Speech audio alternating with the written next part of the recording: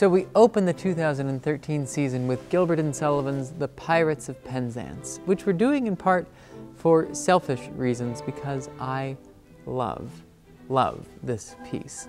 Many people know the incredibly popular operettas of Gilbert and Sullivan, which are full of zany plots, unmistakably hummable music. These shows are how a lot of people first fall in love with opera, and Pirates is definitely the most popular of them all. Pirates is full of just gorgeous, lyrical moments.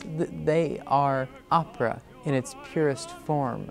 This piece isn't just poking fun at opera, it is opera and deeply beautiful.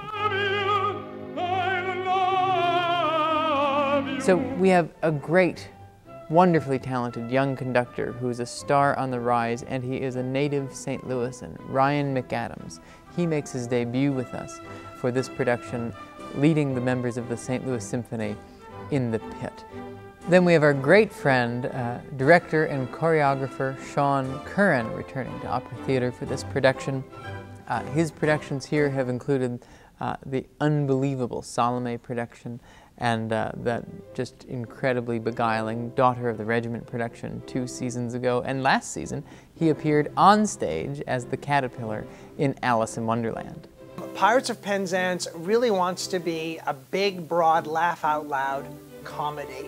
There is even a number in it called a paradox, a most ingenious paradox.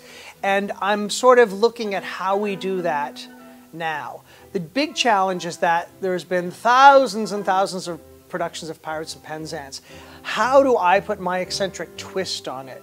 What can I mine that's new in there that maybe hasn't been noticed or developed before? There will be great new discoveries about these wonderful characters, bathed in this beautiful world of James Schuete's classic 19th century costumes.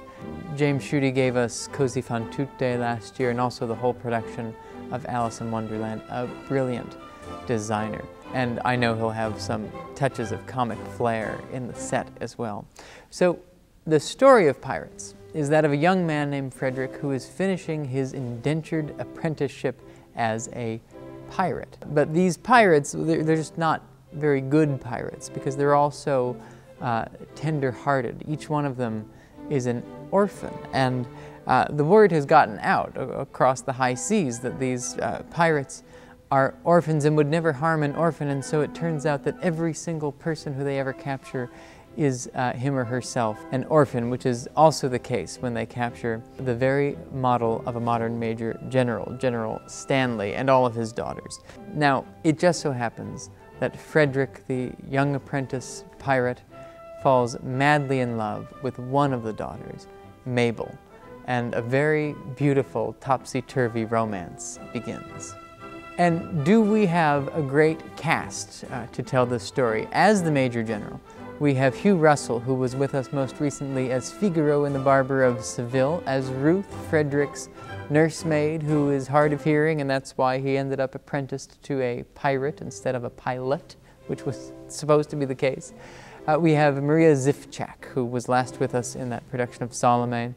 We have Jason Eck, one of our rising Jardine young artists, as sort of the keystone cop, sergeant of police. And then we have another former Jardine young artist, Bradley Smoke. He has made several major impressions in featured roles, and this is his first time in a leading role. He was most recently the lovable, doddering Red King in Alice in Wonderland. Then you have the two young lovers who are the heart and soul of any production of Pirates.